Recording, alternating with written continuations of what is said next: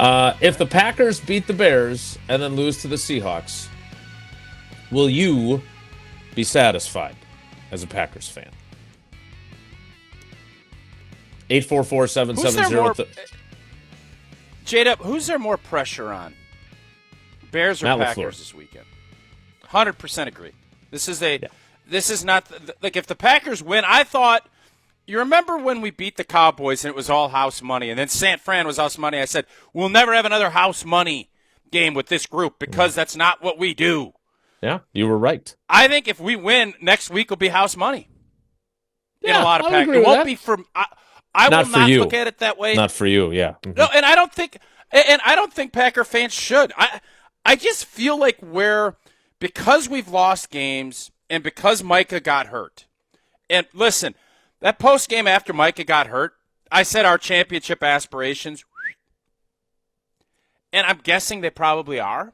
So, but I just feel like watching the Bear game and how our defense played, but then the Ravens game comes up, and I don't know what the hell to expect. That's the hard part I'm having with this.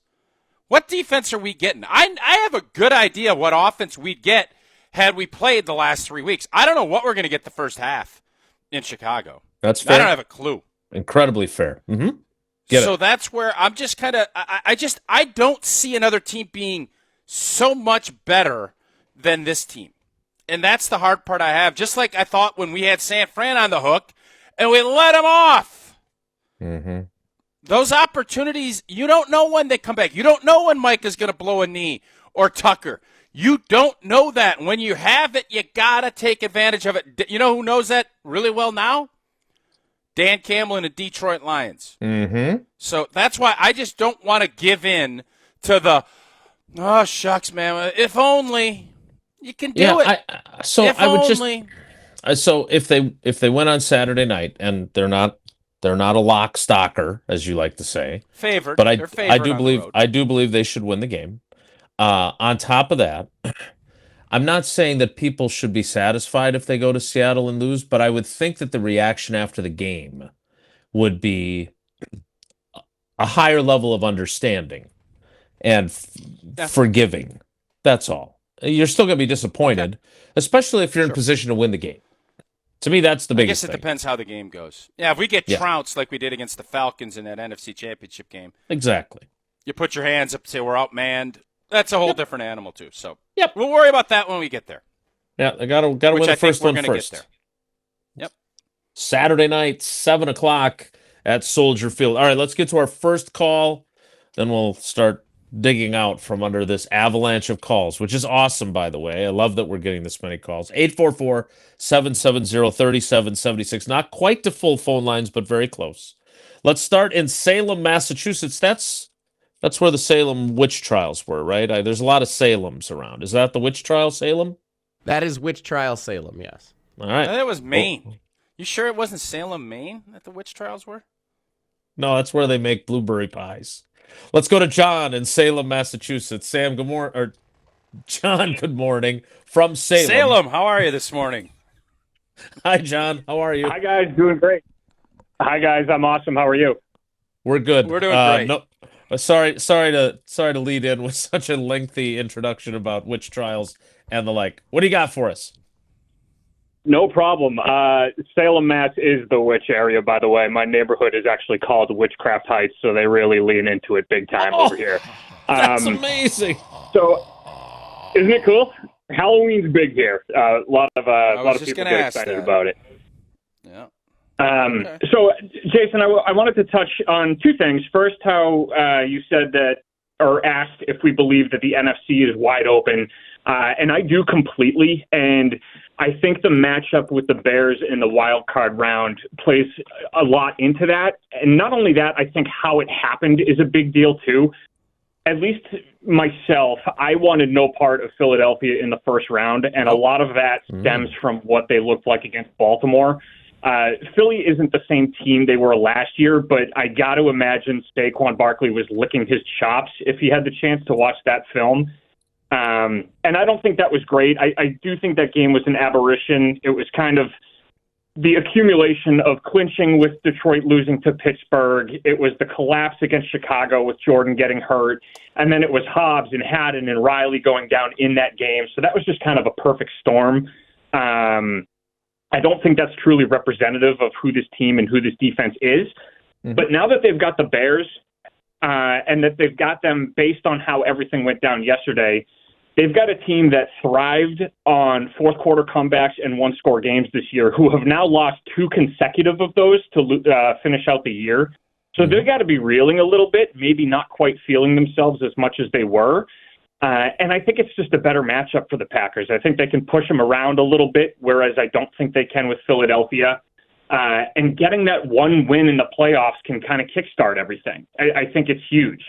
And then in terms of if they beat the Bears and don't go anywhere further, I think you always say that words matter. I think it would be disappointing. I don't think it would be fair to call the season a failure, not only because of the injuries, but exactly like you said, it's who is hurt and who is behind the players that are hurt, right? When Ryan Grant went down in 2010, James Starks was excellent in the playoffs. When they lost Woodson in the Super Bowl, Tramon Williams broke up the pass on fourth down to clinch the Super Bowl. They had guys behind the folks who got hurt stepping up, whereas, Micah Parsons goes down, Rashawn Gary's a ghost. They haven't been able to generate any pressure whatsoever. Tucker Kraft goes down, and their yak potential is just out the window. Nobody has really stepped up and taken that on. So I think all of those things factor in, and I think it's important to mention all of those. If they do win a playoff game with how this season has unfolded, I don't think it's fair to call this year a failure. It's disappointing for sure, but not a failure in my mind. Words do matter. All right, John, because this was such a great call, and you managed to sneak a ghost reference into a call from Salem. Let me ask you this. Are you concerned about what this team is going to look like with the quarterback not having played in 2.5 games? Tausch said, who knows what the first half will look like offensively. I think that's a very fair critique. I still think what Matt LaFleur did yesterday was absolutely the right decision. But, and I came around on that because I was not feeling that way early in the week. Are you worried about what they're going to look like on Saturday night because of the way they've approached this last week and a half? I think I'd be lying to you if I said no, but I think they're kind of damned if you do, damned if you don't. And the fact that they had Love active at all was mind-boggling to me. I know LaFleur said that if he had to go in, it would be handoffs only. And this is a very polluted mindset on my mind. But the first thing that came to my mind was, what if he goes back to take a handoff and Jacob Monk gets blown off his block and steps on Jordan's ankle and he goes down? Like, nothing is guaranteed, even just with handing the ball off. I don't think he should have been active at all if that's the route you're going to go. I think that was kind of a half measure that I was really not comfortable with. But I think this is where LaFleur can earn his money and get Jordan into a rhythm. I don't think we need to – I would like to see them set up some quick, easy hitters for Watson, maybe get some of that yak that they've struggled with all year and not rely on, the inside handoff to Jacobs and hoping he can push the pile for 6 or 7 to get the drive started.